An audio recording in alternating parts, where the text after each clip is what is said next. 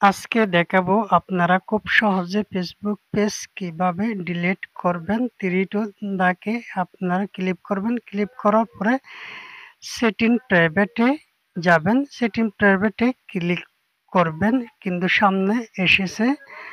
তারপর ক্লিক করবেন সেটিংয়ে। সেটিংয়ে ক্লিক করার পর একটু স্ক্রল করবেন। উপরের দিকে একটু তুলেন তারপর যাবেন অ্যাক্সেস কন্টাক্ট।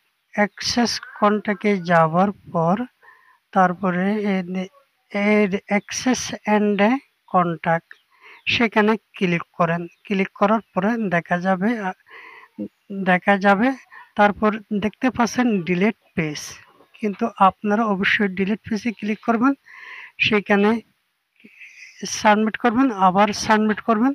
সাবমিট করার পরে আবার কনফার্ম করে দেন যেন ডিলিট হয়ে যায়।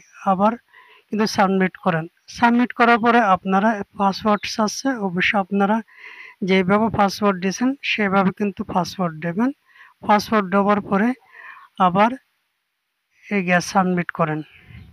সাবমিট করার পরে দেখতে পাচ্ছেন ডিলিট পেজ। কিন্তু ডিলিট পেজে ক্লিক করলে খুব সহজে ফেসবুক পেজটি ডিলিট হয়ে যাবে। আপনারা চাইলে কিন্তু এভাবে ফেসবুক পেজ ডিলিট করতে পারেন। অবশ্যই আপনার যদি একটু ভালো লাগে একটা লাইক দেবেন আর কমেন্টে জানিয়ে দেবেন।